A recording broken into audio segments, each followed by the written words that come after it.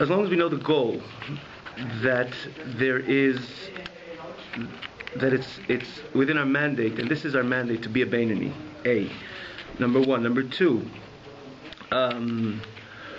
we know that it's attainable for us to be a Beinoni, because you're not talking about very lofty levels which don't seem to be in our regard, in our control, but quite on the contrary, the whole idea of the Beinoni, the way the Alter Rebbe explains it, and this is one of the fundamentals of the Alter Rebbe, yes, because you're not dealing with the actual temptation. The temptation is natural as a human being. That's the way Hashem created us. We have an animal soul and it's fully intact. The idea of it is how much we're going to allow, or if we're going to allow, the animal soul to express itself. Again, from the heart to the thought, speech, and action. We're going to allow that signal, which is inevitably coming from the heart, enter our thoughts, enter our speech, or enter our action. Once we realize that it's not about the temptation, it's about allowing that signal to go further, to trespass into our thought, speech, and action, that tells us how much it's truly attainable. It's within our hands 100% to be the Beinoni. Because to tell somebody you felt that, or you had a temptation to that, you're no good, that's not true. That's again one of the great principles and fundamentals of the Alter Rebbe. You had a temptation to that because you have an animal soul and it's fully intact, as long as you're not the tzaddik. And you're human, and that's what the humanness within a person is an animal soul. So when you tell somebody you had a temptation to that, you're no good, that's not true. That's normal, and that's what we're all about. Even as Beinoni, the Beinoni didn't make a dent in his animal soul. You allow that signal, the animalistic part of you, not only to have a temptation, but to trespass, to cross into thought. I had full control of that. I could have stopped it before it actually entered, willingly to think about, in other words, willingly to think about something. I have full control that I should not think about that. And similarly when it comes to speech, I could have a temptation to speak Lashon Hara, but I not necessarily, or rather I have full control that temptation should be halted at a certain point and not enter my speech. And so in action. So the beauty of the Alter Rebbe is saying, yes, we can be a Beinoni all the time, 24 hours a day. But there is so that idea of knowing that, and as well we know, control and not doing whatever. Right. So that's why I responded. That's why I responded in this way. That if we'll be a little Beinoni bits, if we're just a little bit of Beinoni, that itself says, that itself says that I'm between every time it's a Rasha. No, I'm between one Beinoni step and another Beinoni step. I'm a Rasha, which means part of the time I gave in and part of the time I didn't give in. The times I gave in means say I deliberately accepted that signal from the heart to enter into my mind to think or speak or do something which is contrary to Ratzon Hashem. That's why I respond in that way. The reason why I'm coming back and saying that, just even something that took a few seconds, but I felt it's important to say that there is an expression of Alter Rebbe in the beginning of the 14th chapter, which we know the precision. Just mention this again. We mentioned this a few times. The precision of the choice of words of the Alter Rebbe is amazing. The more we learn Tanya, the more we realize of the Alter Rebbe himself testified that he made decisions on not only full words, but he made decisions on even the smallest expressions or letters, literally letters. If you choose this letter or that letter, even letters which combine one word to another. So the Alter Rebbe's one word in the beginning of the 14th chapter, he says, Eleh kol adam yimshech, which means that it's not to say that today I'm going to a Rasha, tomorrow I'm a Beinoni. It could be that we have to exercise this like anything else. And that's why I want to say that an idea of Beinoni moments, it's not only Beinoni moments to remain with that status quo of Beinoni moments, that's no good. No, right? To know that, yes, Beinoni moments, and I'm going to stretch those moments more and more, and I'm going to be a Beinoni because to be a Beinoni it's attainable to me. That's the expression of Eleh kol adam yimshech. We ought to draw ourselves to that, and I was thinking as well, looking at that very example of fasting. The ultimate objective is to fast the whole day. But take a child and say, you're fasting from eating a whole day to fasting a whole day, doesn't work. There's a training process. And the child, even halachically, he has to fast till this hour, to that hour, and then he becomes 11 or 12, he could stretch it to the whole day, and then he becomes a gadol, he stretches it the entire day. That's his mandate of fasting. That's his mitzvah, fasting Yom Kippur. So I just want to say that it's true that you think about it conceptually, There is no Beinoni moments, because if you say Beinoni moments, it means to say that there's a rush in between. That's not a Beinoni. But practically speaking, the Alter Rebbe himself uses the Lashon Eleh, called the Mimshech. We have to draw ourselves, we have to exercise this because it's attainable to us. So we make sure those Beinoni moments stretch from one point to the other, and eventually the points connect, and then we could really have the 24 hours of complete control of our thought, speech, and action. On the negative side, in other words, not to chas v'shalom transgress, and on the positive side, to do what Hashem wants willingly, and not only with, but not to be laid back. In other words, works to the positive side also. Hashem says, learn, and I could sleep, or be lazy and not learn, right? That's the behema within me, the nefesh bahamis within me, and I make the choice, and I know, no, I can, and it's a good environment to learn. I will learn, and I won't be laid back. So it works on the mitzvah say as well, in the thought, speech, and action. I will daven, verbally utter the words as I'm supposed to, etc. So attainable it is. Conceptually, Beinoni means really around the clock, but as we grow, like everything else in Avodas Hashem, the Lashon is Yimshech, that we take step by step. So Beinoni moments, and we stretch those moments. So I felt I would just mention that. Yes, go ahead. So when you have that feeling to do something in your action, thoughts, and speech, and you control that moment when you have that idea that you want to do something, is that a Russia moment? Nope. It isn't, because that's human. That's the human part of you, exactly. We're human. And if we don't act on it, then we are a Beinoni. Or is it just, right? If you don't act on it, then you're a Beinoni, right. Then you're a Beinoni. Right, and before that you're also a Beinoni. In other words, even before that, this is the Beinoni, that he has an animal soul which is constantly telling him. It's not once a day or twice a day. Right. It could be, we mentioned the other, it could be hundreds of times a day as we know it. And that the heart tells us to do. I say hundreds is more when I think about thought, because to maintain, the main challenge to maintain a pure thought all the time, you get hundreds of times. The person has to, make a decision. No, I'm not going to accept. It doesn't mean really hundreds. It could be sometimes a day could be 10, another day could be hundreds. Depends where the person is in his environment. There's thousands of different scenarios where it could change the times, and a person has more struggles with Avodas Hashem where he is, if he's in Beis Medrash, he's in the street and whatever. There's the circumstances. No circumstances are alike. So the fact that, again, the temptation doesn't make him a Rasha at all. That's the normal part within him as a human being, and we want to translate human being in the expressions of Tanya. It's the nefesh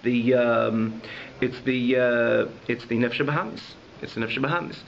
Yet, when it comes to the question is if we're going to allow the nefesh bahamis within ourselves, which is waiting and sending signals to our thought, speech, and action to transgress, to do neged ratzon Hashem, are we going to allow it to trespass that thought, to come into our thoughts or come into our action and come into our speech? And that we know we have full control. We know we have full control. We do have full control, 100%. And the chidush is obviously when you're dealing with action, with speech, with thought. Excuse me. The thoughts, mishatetes tamid, do I have full control? Yes, we do, and we know it, that we have full control, despite the heart is sending always signals within you. Anyway, so that's when we'll come to Bez Hashem, the Dalid, Yudalid, we'll see that expression. But in the meantime, we're in the middle of Gimel. We're in the middle of Gimel, and if you use that, have that Tanya there over here. Okay, one second. How many sheets are there? So there's 4. 4. Oh, you got 4. Oh, so you don't here. Do you have it? Okay. It's a great secret, right?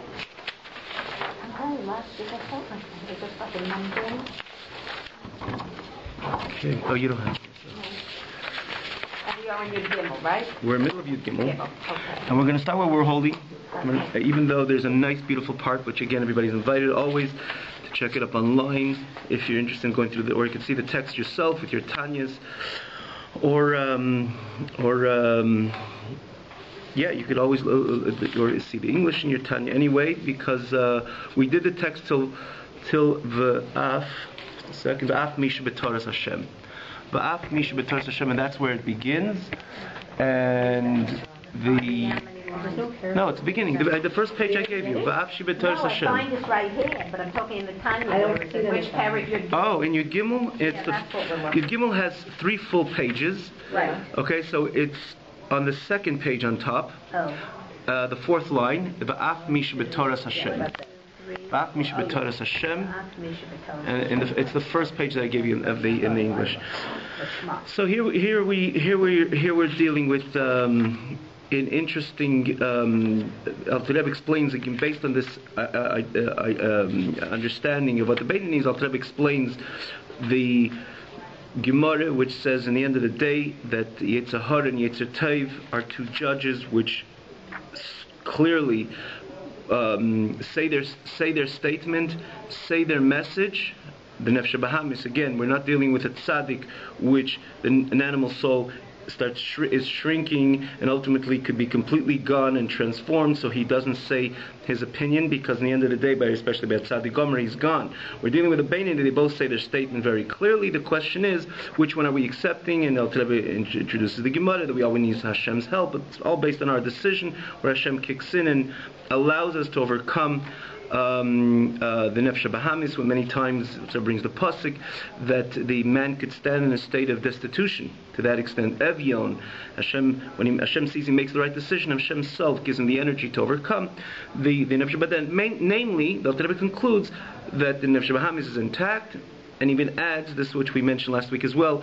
The more we live in Olam Hazeh, in this physical world, it's even strengthened. The animal soul is even strengthened. It becomes even more determined to express itself animalistically. Why is it more determined? Because living in Olam Hazeh, the more we engage in worldly affairs, that by nature feeds into our animal soul. So not only is it minimized, as we live every day, Larichas Yamim V'Shalim Tevis in Olam Hazeh, it strengthens. You eat a good breakfast. Who had namely the hana, the pleasure? Obviously, there's a general kavanah, intention, what we do, how we elevate the food, and the nefesh l'kis will gain because it could understand a piece of Gemara after, or a Tanya after, or it could daven with more concentration. Sure, there's a big picture, but on the surface, or initially at least, who has the great gain? The animal soul appreciates it more. Like an animal, the more whatever contributes to its comfort, that's what satisfies it. That animal within ourselves, we know it's a good breakfast, and it tastes good, and it makes us feel good. That feeds into the Nefesh Bahamis. So what Alter Rebbe is basically saying, not by the Beit Din, not only he didn't get rid of Nefesh Bahamis, the Nefesh Bahamis became stronger. That's mamish the len, and here we're holding. Even somebody who is a complete learner, he's invested in Torah day and night. And not only is invested in Torah day and night by force, but by force meaning say he forces himself because he knows that Torah is the word of Hashem, he's not going to budge from Torah, but cheftzei. Cheftzei means that he has a desire, he has a strong desire to learn Torah. V'yegeh bo yom v'layla. He has a desire to learn. He learns Torah day and night, and not only learns Torah day and night, but lishma. Lishma means for the sake of Torah, not for any other sake. So this seems to be something very special. He sits and learns Torah day and night. He's involved in the word of Hashem day and night, and again, not for any ulterior motives. So lishma, but for the sake of God. So he seems to be really someone's like a tzaddik. But Alter Rebbe says, if you look at it based on the previous explanation, ein zo achacha klal shenitcha haramim kaimei. That's not any proof that the evil within him himself has been budged from its place. That the essence, the core of the animal soul is with its strength and determination. Bimkomo in its original place and state, smiling the left side of the heart. The only thing is, how does a person learn? With his thought. How does a person learn? With his speech. How does a person learn? With his intelligence, right? You understand, a piece of Shulchan Aruch, or a piece of Medrash, or a piece of Gemara, or Tanya, any piece of Torah a person learns. How does he perceive the Torah? Not necessarily with his heart. You don't feel the Torah, you understand the Torah. You use your mind, you use your speech, you use your intellect. And even a person is invested in Torah 24 hours, it doesn't mean that he has captured his Nefesh Bahamis on the core level. Not at all. Because what did he do? He got involved in learning Torah. He uses his thought, his garments to understand Torah. His thought to understand Torah, and obviously it's not only the external thought like we think about anything else. We have to put in our intellect, which again, the intellect invests in our thought, and both together create the picture of what we're learning. But in the end of the day, the heart, which is the Nefesh Bahamis, is not being transformed. So the Alter Rebbe just brings it, based on all this, what we said, that someone could learn Torah 24 hours. It doesn't mean, in no form or fashion, that he became a tzaddik. He could, when you say no, didn't become a tzaddik, his nefesh bahamis, his animal soul is in full tact.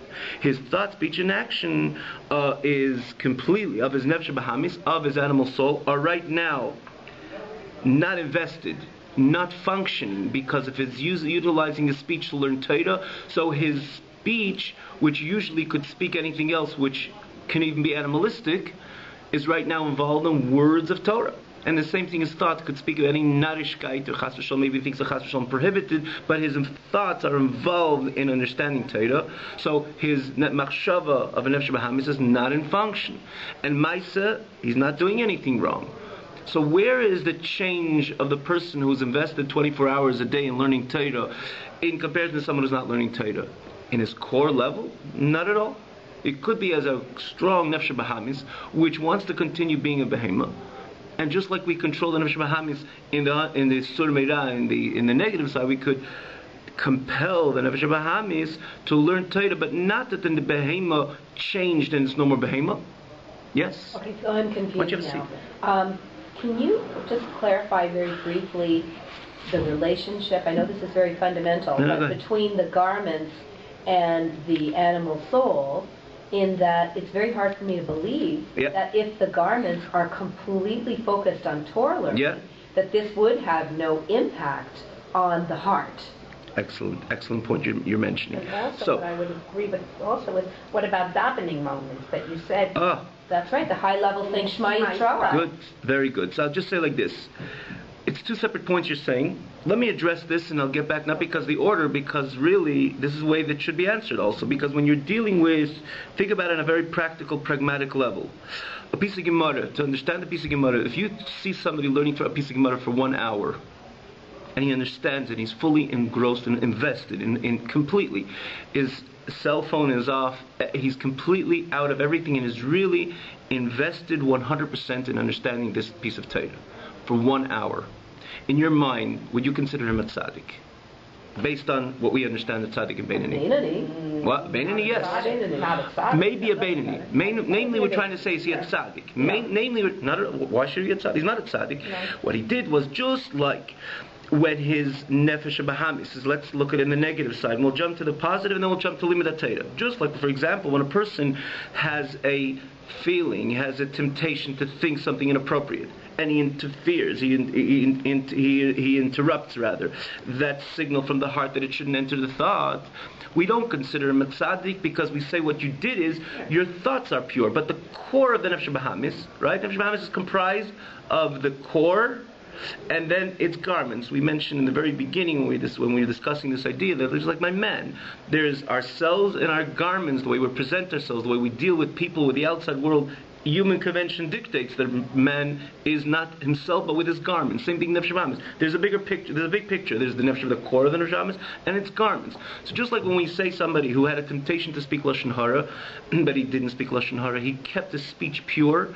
He had a temptation to think something inappropriate, and he did not think the inappropriate. And similarly, when it came to action, we don't consider him a tzaddik, not at all, not one bit. What he did was he didn't allow the nefesh bahamis to express itself, to go further in its own thought, speech, and action. It stopped at its core level, and own thought, speech, and action did not continue. Then let's look at the positive side. I wanted to take something in my hand, to do something wrong with my hand. In the end, I put on tefillin. That made me a tzaddik? Not at all. My animal soul is still telling me, don't put on tefillin. Put on tefillin an hour later. Use your hand to eat something more and to indulge in a good meal before that. The animal soul could tell us many different, sometimes wild things to do. No, but I stopped and I put on tefillin. So I used my action, and similarly could be with speech, but I'm going to go all through these, in order to stop the nefesh bahamis on its core level and not allow the garments for chas v'shalom be impurified with the animalistic temptations or signals of the nefesh bahamis. That's why I'm not a tzaddik. Take it a step further. When you see a person learning Torah, so you see that no question that Torah, to learn Torah you have to invest much more than just like putting on tefillin. Because putting on tefillin, even though it's a mitzvah, one connects himself to the essence of HaKadosh Baruch Hu through putting on tefillin, right? Because a mitzvah is a mitzvah, and a mitzvah is Ratzon Hashem. But in the end of the day, a mitzvah is external, it's a chitzoniistic act, at least on the surface, right? As opposed to someone invests and grosses himself in Limud HaTorah, so then he puts his whole neshama inside, because he has to understand what is the halacha really telling us, and what is the meaning of this, just like the difference if someone is involved in learning any subject, lahavdil, especially when it comes to learning Torah, as opposed to doing something more chitzenis. Then we think, wow, this person is something more on a level, because not only he's submitting his most external dimensions to HaKadosh Baruch Hu, he's submitting more of his deeper dimensions of himself to HaKadosh Baruch Hu. Because it's not a matter of just putting on tefillin, it's a matter of putting my thought and my mind and my intellect and my concentration, and in the end of the day, he walks out with a full hour and he knows 2 pages of Gemara as an example. That's wonderful. But if you want to dissect this, in the end of the day, what he did was he captured his thought, speech, and action. And thought, speech, and action of his nefesh bahamis should not express itself, come to any state of manifestation at all. And quite on the contrary, what his full function here is his nefesh alikis, his thought, speech, and action of his nefesh alikis, because that's the idea of limud HaTorah. But on the core level, where do you see that he uprooted his nefesh bahamis? Could he walk outside after that shir in Gemara and not have the same challenge like he had the same morning before he went into that shir Gemara? It's probably going to happen again. So what he did was, he just put it to sleep a little bit. Now I'm just going to cross over to you. When it comes to davening, this is the bonus of davening, that we're able, because the davening is not only on an intellectual level, the definition of davening by definition is more of an expression, an emotional expression with HaKadosh Baruch Hu.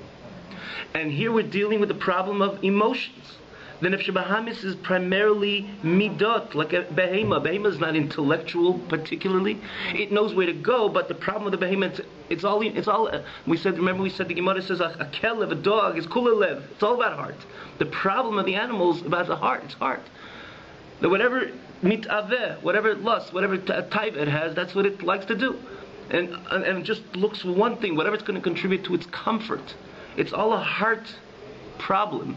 I mean, in the life of the animal, it's not, but in our Avodas Hashem, the nefesh bahamis is a problem because it's about heart, and it sends its signal on a heart level. Davening, even opposed to learning Torah, is the whole davening by definition is a heart expression, and a person could really connect himself on a heart level with HaKadosh Baruch Hu. That's what Al Rebbe told us in the Perikut Beis. I remember if you guys were here in the beginning of Perikut Beis, that this is the bonus of davening. This is the bonus of davening, that the moment, I think we were, that the moment, the time of davening is a bonus which Hashem gives even the Beinani, that he could connect to HaKadosh Baruch Hu on a heart level. And if you look at these two people, the Tzaddik and the Beinani, there's a certain similarity between them, but precisely in the time of davening. And that's the difference of the Beinani and the Tzaddik. The Beinani, if he truly, again, we're talking about somebody truly exercising real davening. Doesn't mean how much he shuckles, and doesn't mean how much he daven like anything else. Like any art, one has to know how to daven, know how to exercise that particular art. When it comes to the art of davening, the same thing. It's not a matter of, but it's a separate issue. How do we daven? What does it mean exercising good davening? At the end of the day, truly believe a person invests 45 minutes or 50 minutes in davening, and maybe there was 15 seconds, maybe even 10 seconds that he was truly somewhere else in an emotional level with the Kodesh Baruch Hu, and a deep, intimate level with the Kodesh Baruch Hu. I think that's a very successful davening, if we can get there, if we're only honest with ourselves. That really, truly, it's not that it's not a matter how much we show. It's something deeper, because by definition, this is what davening is, an emotional connection with Hashem. So that's why the Alter Rebbe told us in Perikut Beis that that's the tzaddik moment the Beinani gains. It's hitting the heart. That's right. That's right. That's right. You still think you're very and not only that, intellect is not a problem really. Right. It's like the guy who could give a very good class how to be a frumei yid, and it can be challenged the same way. Of the class which he's giving, telling the people exactly what to do and not to do, he can have the same challenge and maybe even fall through. Right. What happened? Well, that was intellect, because intellect is easier to control, or I'm not controlling. We're not dealing with the control of the thought. Intellect, which means to have something laid down right, Many of us can. Many of us can give good classes and tell people how to live and know how to read the text well and know how to explain it and so on. When it comes to heart, it's a different story. The challenge is the heart. So when a person learns Torah, what he did was that it's an investment intellectually, and no question that it's a greater investment than, at least on the surface, than doing a mitzvah, because here I'm really investing most deepest parts of myself, my intellect. But does it mean that the heart is completely transformed? I don't know. So just like we can understand it on an hour, now take the same person who 24 hours a day is sitting and learning Torah. It's quantity. He becomes a Heilig Yid for sure, because he connects with Kedusha Hashem LaKadosh Baruch every us in Torah he learns. But if you think about to define him to become a tzaddik, not one bit. So I have a question in the language. You're often using the term Nefesh Bahaima. In the Tanya, it talks about like dislodging the Ra, Hara, Malakom Lo. Like, is they using those terms? Could you show me where I'm just trying to see where. That he didn't, the evil wasn't dislodged. So when they talk about Hara, the whole Nefesh Bahamis, you can say Ra. Okay. Mim Koime is from the core. Mim Koime is the core. Nefesh Bahaima seems almost like it's a term that could sometimes be a little more neutral. Hara is like really bad. You know what? It's true also. I'll tell you it's true also, because if you think about it, this when we spoke about the tzaddik, we say the quintessential tzaddik, not only he shunned the Yetzer Hara, or the Nefesh Bahamis, he transformed it, became an ally. What does become an ally? How can you take something which is essentially dirty and make it an ally? I mean, to say it has to be there's some advantage and virtue which exists in Nefesh Bahamis, that if you transform that enemy in ally, it can even contribute to the Nefesh Lakis. So there's something what you're saying is true, because in the end of the day also, when you look at an animal, it's not particularly defined as something bad. Even the idea, even goring by an animal, if you're talking about the context of damaging something else, it's not its nature, even halachically. It's to gore 3 times to become a mu'ud. It could go out of line. Like, we can go out of line also. We could allow the Nefesh Bahamis to express itself in a way that it can overly indulge in eating, but once it overly indulges in its animalistic desires and temptations, there's no stop sign between sometimes the permitted and the prohibited, and it goes on, right? So the same thing with the animal. It becomes overly animalistic, and the life of the animal eventually can gore and damage and hurt, but it's not the nature of the animal. Because the nature means the same thing. What? When it says hara, it means the Nefesh Bahamis, right? He means that, yeah, sure, he's dealing with the Nefesh Bahamis. Okay. But he's, and you're right that the Nefesh Bahamis is not completely Ra, even though Rebbe defined it before based on where it's sourced. It says there's a little bit Tov. That's why we can transform it. That's why we can work with it. But Ra in this case means to say the core which is the problem of the Nefesh Bahamis, which is the heart, the problem the core which could lead to things which are truly evil, which is an Aveda. True definition of evil is really an Aveda. Would the Tanya not agree, though, that even though you cannot dislodge it, because dislodge it implies like permanently moving it or exercising it, but would we not say that someone who learns the Shema all day and all night, that at least it would be diminished? The Nefesh Bahamis. I think this is the message that no. It's very discouraging. Particularly for those of us who support people learning in Torah. Yeah. You'd think that at least it would make a dent. Yes. Because the way this is phrased, it sounds like it's not helping you at all. Well, I don't know if it's... So let's look at what is... No, because you're getting so much control. You have all that self-control, so it is helping you. So I presume if you're controlling, it's like having this Benoni moment that will keep growing and growing because you're learning to control. No sense of progress from the language here. Wait, there's 2 things over here. There's 2 things. First of all, the more we learn Torah, the more we fill our 24 hours and stretch the Beinoni time in our life. Now, dealing with the discouraging point which you're saying that it by definition, according to Naveda, what Alter Rebbe explains over here, does not change us as people. Right. So first thing I'll tell you, look out there. People 24 hours a day learn Torah, they become edler, refined. Yeah. But the question is, the temptations what they have, they lose the temptations. They go out in the street. Let's be very practical. Practically speaking, they go out in the street and they're immune to the temptations of the average nefesh bahamis, which it's inclined to tempt the person to do, think, and speak neged Ratzon Hashem? Not necessarily. Right. There's no question a person learns Torah becomes abler also. His occupation, his interest is more in Torah. The average Talmud Chacham walks in the street, he's trying to figure out what he learned in the previous Taisus and support Torah all the way, because there's nothing greater than learning Torah, and someone could learn Torah all day, all night. That's the best thing, because but also I must add, and this is what Alter Rebbe begins in Perik Lamed Hey. In Perik Lamed Hey, the Alter Rebbe writes that, asks this question: if we're not changing, you can look yourself. At the time you have a question, you can look yourself. Perik Lamed Hey. If we're not really changing on a core level, what's it all about? This thing tantalizing, this whole idea. In Lamed Hey? In Lamed Hey, beginning Lamed Hey. That's what he asked the question. But he answers that in the end of the day, the connection which is accomplished through doing that mitzvah, that one mitzvah, is enormous. Is something which is we cannot describe or value the idea of doing a mitzvah, and accordingly learning any piece of Torah. And when we'll understand the virtue of connecting to Hashem through that mitzvah, we can understand that it's all worth it to go through the whole system and not necessarily change on a core level, as long as we can connect to HaKadosh Baruch Hu through learning Torah and doing mitzvahs. And that's basically from Lamed Hey and on. Even though before that, Alter Rebbe explains basically from Yud Ches till Chavav also what's Torah, what the package of Torah mitzvahs and why it's so important, etc. I mean, it's important, we know because Hashem gave it, but what's behind it and what we can perceive the importance and significance of Torah mitzvahs. But the type of question that Alter Rebbe asks and answers accordingly is in the beginning of Lamed Hey. He says, Lama Ha'isa Kazai. He says, what's the point?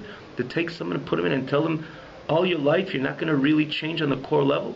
But then Alter Rebbe continues again to bring out the great virtue of that one mitzvah, because that mitzvah in the end of the day is HaKadosh Baruch Hu himself, and through the mitzvah we connect to HaKadosh Baruch Hu in a one absolute, for the time at least when we do the mitzvah, even though before we don't change, but the time we do the mitzvah we are 100% connected to HaKadosh Baruch Hu, and we can never connect to HaKadosh Baruch Hu in any place, realm or world, including Gan Eden for that matter, to Hashem like as much as when we do the mitzvah.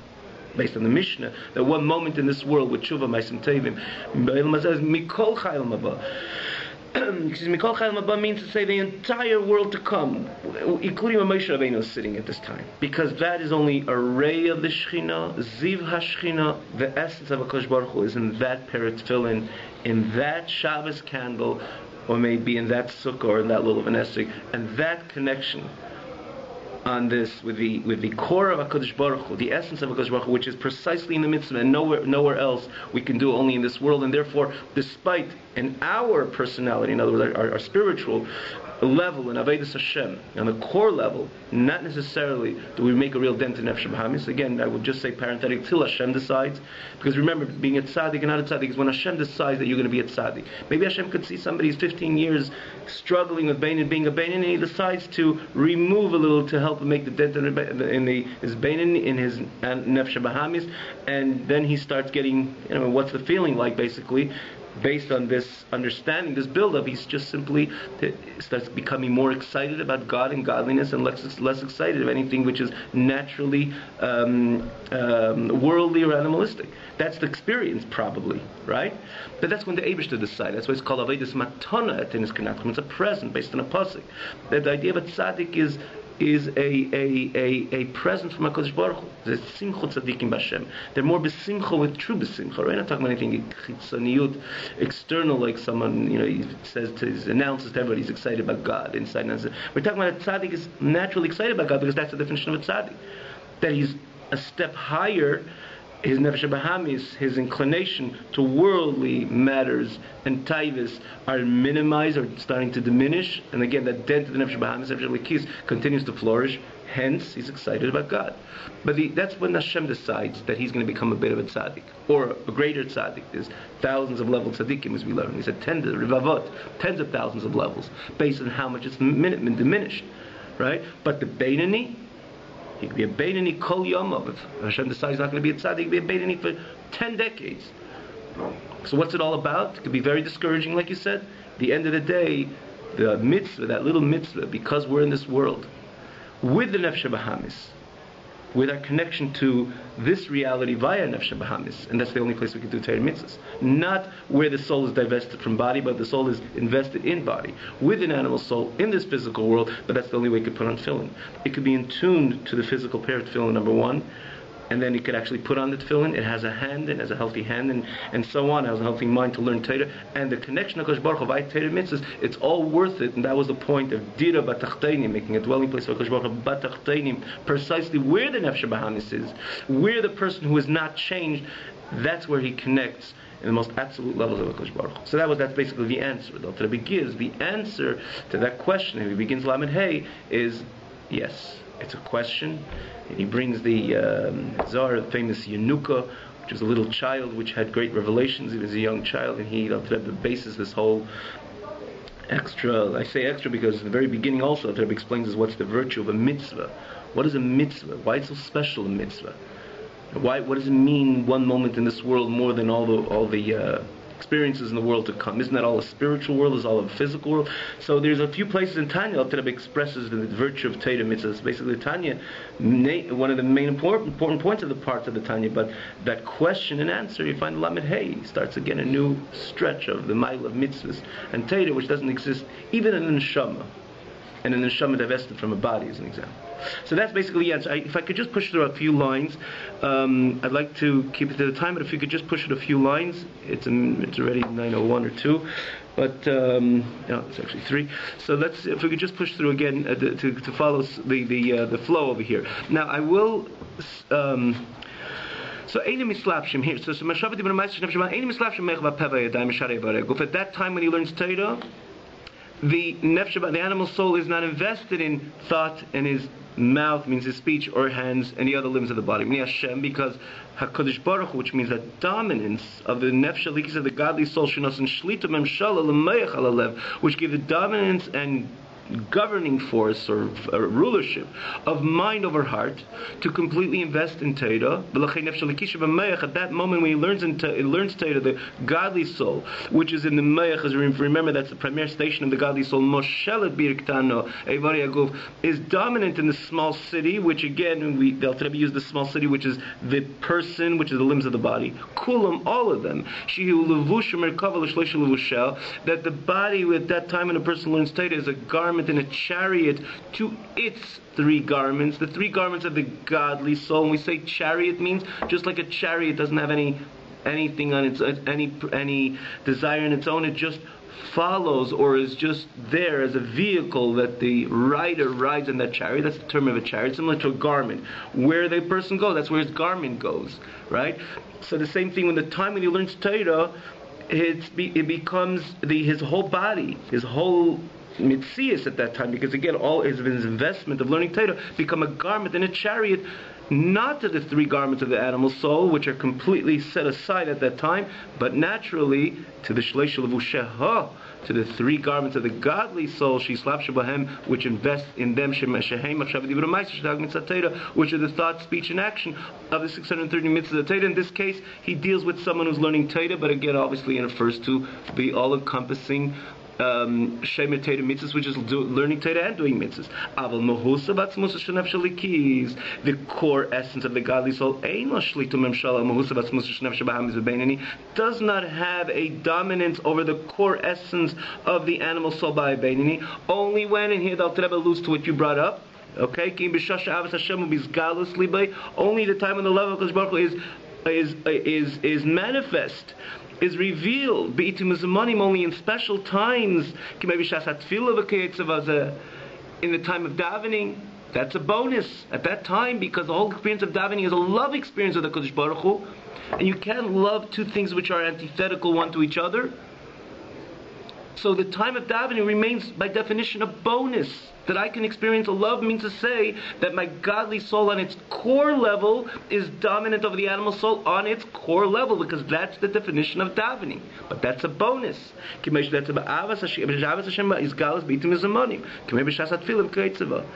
says, even then, as we said, it's not a complete dominance, because we know after davening, the fact that you see that after davening things get back to normal, let's call it, I don't know what's the normal, but let's think come back to regular, that shows even retroactively it wasn't a complete dominance, but a bonus it was.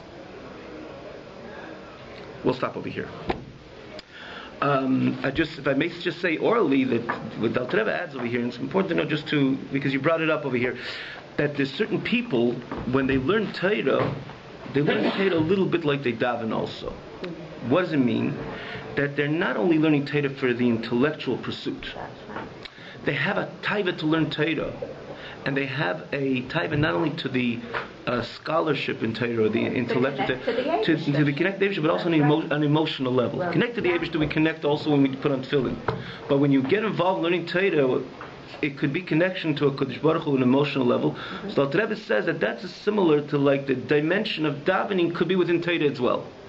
And he brings this the famous Rabbah, which didn't stop learning Torah ever. He didn't stop learning Torah. The Rebbe is b'chasheka b'chafetza, with a yearning, desiring heart to connect to HaKadosh Baruch Hu via the information he was learning. So it was a very similar kind of davening moments within learning Torah by these great Tanaim, Ameiraim, and it could be by other people also. But in the end of the day, that could also be looked like as a bonus, or also be classified like a bonus, like the time of davening. But what Alter Rebbe is saying in the very end of the day is that what if he stops learning and he pulls back? It could get back to normal, similar to the Beinani finishes davening. Right. And that's a demonstration that it doesn't mean that he's not a Beinani. With it, Alter Rebbe is going to answer, we're going to see how did Rabbah said Kigoyna na Beinani, the first page of Tani, he said, like, I'm a Beinani. Rabbah was the Tzaddik and Gadol Hadayr at that time. And it says there was two people in history with the Malach HaMavis had a problem with. David HaMelech and Rabbah. This is, we know anyway. The Rabbah did not stop learning Torah. The Malach HaMavis, which doesn't have the right to take a person who's learning Torah, he had a problem with Rabbah. That's how much Rabbah was. So even the most difficult mitzvah to complete, which is learning Torah, even Rabbah kept in. He was the one said, Kigoyna na Beinani, like I'm a Beinani, and he wasn't lying to himself. Right? Humbleness doesn't mean you lie to yourself.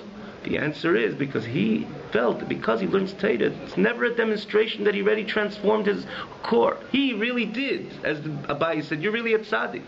But in his mind he said, even I learned 24 hours, like somebody davening 24 hours a day. So he got involved in this bonus, but in the end, because it's a bonus, and it can be a bonus, it doesn't mean that I'm a tzaddik. That's why he said he's a Beinani. But again, we'll get... He did it as a protection. But he didn't. He was basically saying that I'm learning Torah. He didn't say those words, but he knew he was learning Torah. He wasn't lying to himself. He learning Torah. He knew he's involved in mitzvahs. But what he was saying is, what Alter Rebbe is basically saying over here, because, not necessarily because you're involved in learning Torah 24 hours a day doesn't mean that you changed on a core level. If you didn't change a core level, I'm not a tzaddik. I'm just a Beinani. That's why he said he's a Beinani. Anyways, have a great evening. The rest of you look forward to continue.